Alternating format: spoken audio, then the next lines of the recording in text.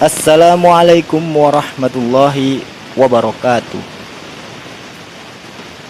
Pelajaran ketujuh, iman kepada qada dan qadar Allah. Pernahkah kalian sakit atau pernahkah kalian menjenguk keluarga yang sakit di rumah sakit? Semua orang tidak pernah menginginkan jatuh sakit, bukan? Akan tetapi jika Allah Subhanahu wa taala menghendaki seseorang jatuh sakit, ia akan sakit. Sakit yang menimpa itu adalah takdir baginya. Sakit yang menimpa itu harus dipercayai oleh umat muslim sebagai takdir dari Allah Subhanahu wa taala. Lalu, apa pengertian dari qada dan qadar Allah Subhanahu wa taala? Berikut penjelasannya. Pengertian qada dan qadar. Arti qada adalah ketetapan atau ketentuan. Yang dimaksud qada adalah segala ketetapan dan ketentuan Allah terhadap makhluknya sejak zaman azali. Zaman azali berarti masa terdahulu, yaitu masa sebelum Allah menciptakan segala sesuatu termasuk manusia. Dengan demikian, ketetapan Allah yang dinamakan qada itu sudah ada sebelum Allah menciptakan wujudnya. Qada manusia sudah ditetapkan Allah jauh sebelum manusia itu diciptakan. Inilah yang disebut zaman azali. Ketetapan Allah terhadap manusia sudah ditentukan sejak manusia masih berupa ruh. Ketetapan itu meliputi berapa umurnya, bagaimanakah rezeki dan nasibnya, serta kapan dia menikah, kapan dia meninggal dunia. Semua itu sudah dicatat di dalam Lauhil Mahfuz. Dan akan terjadi sesuatu tersebut dengan ketetapan Allah Subhanahu wa taala. Selanjutnya kita akan mempelajari arti dari qadar. Apa arti qadar itu? Qadar adalah aturan atau ketentuan. Secara istilah, qadar adalah ketetapan Allah terhadap makhluknya yang sudah terjadi. Dalam bahasa Indonesia, terjadinya ketetapan Allah ini disebut sebagai takdir. Jadi, qada adalah ketetapan Allah sebelum Allah menciptakan segala sesuatu. Sedangkan qadar adalah ketetapan Allah yang sudah terjadi.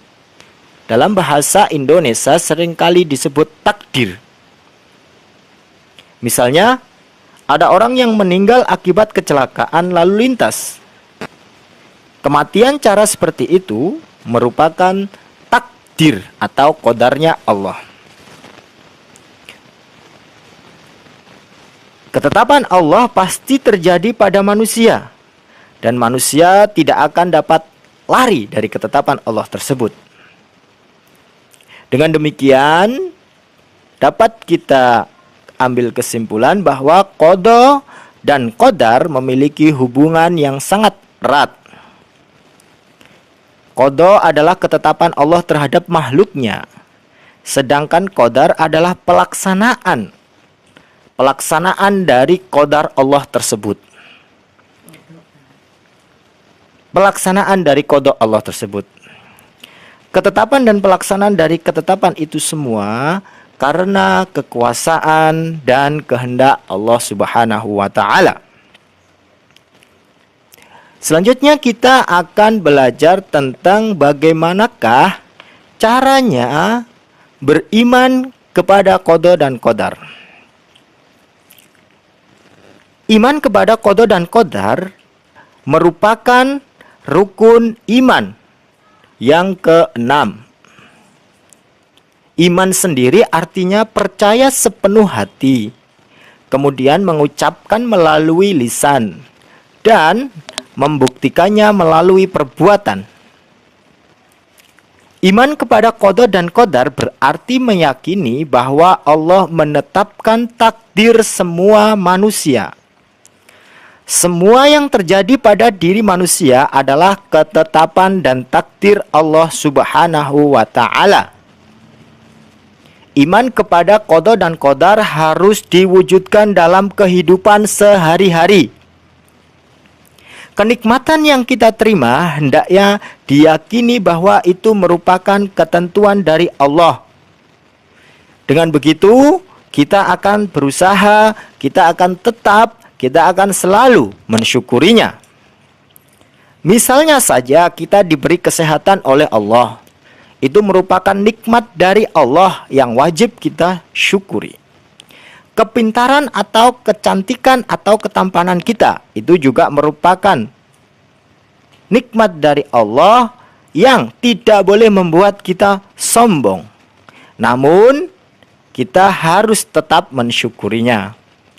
Semua itu kita harus yakini bagian dari qada dan qadarnya Allah, yang harus kita yakini dan menerimanya dan menggunakannya untuk beribadah dan beramal soleh. Sedangkan cobaan dan malapetaka yang terjadi pada diri kita mestinya diyakini semua itu juga bagian dari qada dan qadarnya Allah. Jika kita sedang sakit misalnya, atau sulit menerima pelajaran, atau hidup kita yang pas-pasan atau miskin, janganlah membuat kita berputus asa. Janganlah membuat kita menyalahkan takdir Tuhan. Janganlah membuat kita sedih. Namun sebagai orang yang beriman, kita harus menghadapi semua itu dengan rasa tawakal dan terus berikhtiar agar semua permasalahan dan persoalan itu segera selesai dan kita diberi kesabaran oleh Allah Subhanahu wa Ta'ala. Nah, kemudian kita akan mempelajari tentang arti tawakal. Apa arti tawakal itu? Tawakal adalah menyerahkan sepenuhnya kekuasaan Allah dalam diri manusia.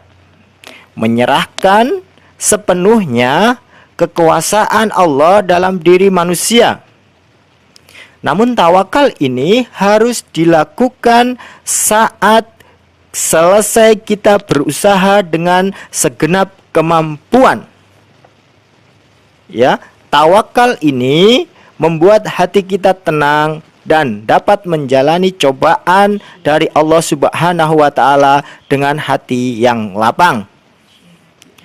Semisal kita diberi cobaan oleh Allah sakit, maka kita tawakal kepada Allah dengan segenap usaha kita. Bagaimana caranya kita mencari pengobatan, mencari dokter untuk menyembuhkan penyakit kita. Namun hasilnya tetap kita tawakal, pasrahkan kepada Allah Subhanahu wa Ta'ala. Nah, ada istilah lain di samping tawakal yang sering dihubungkan dengan qada dan qadarnya Allah adalah kata ikhtiar. Apakah arti ikhtiar itu? Ikhtiar artinya berusaha secara sungguh-sungguh untuk menanggulangi, untuk mengatasi segala cobaan, masalah dalam kehidupan kita. Misalnya, kita dibebani oleh Allah Subhanahu wa Ta'ala kehidupan yang serba kekurangan atau miskin. Maka kewajiban kita adalah terus berusaha dan bekerja seraya kita memohon atau berdoa kepada Allah agar diberikan kemudahan dalam mencari rezeki. Misalnya juga kita diberi Allah otak yang pas-pasan, dalam arti tidak begitu pintar dan tidak begitu cerdas. Namun wajib bagi kita untuk selalu berikhtiar, yaitu dengan rajin belajar, berdoa dan mengulang-ulang pelajaran. Iman kepada qada dan qadar tidak boleh membuat kita menjadi pemalas. Adanya qada dan qadar bukan berarti kita hanya menunggu datangnya takdir Tuhan kepada kita. Manusia harus tetap berusaha dengan kerja keras untuk mendapatkan takdir yang baik.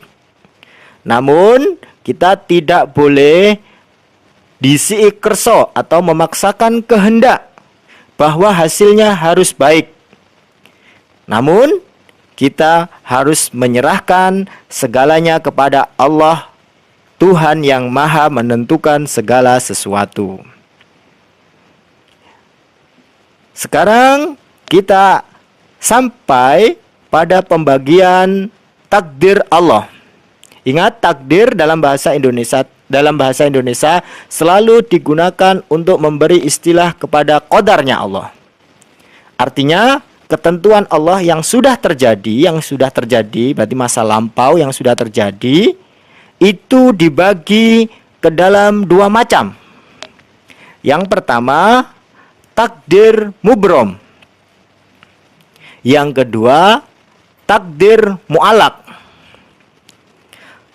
Takdir mubrom adalah takdir yang tidak dapat diubah oleh usaha dan doa manusia.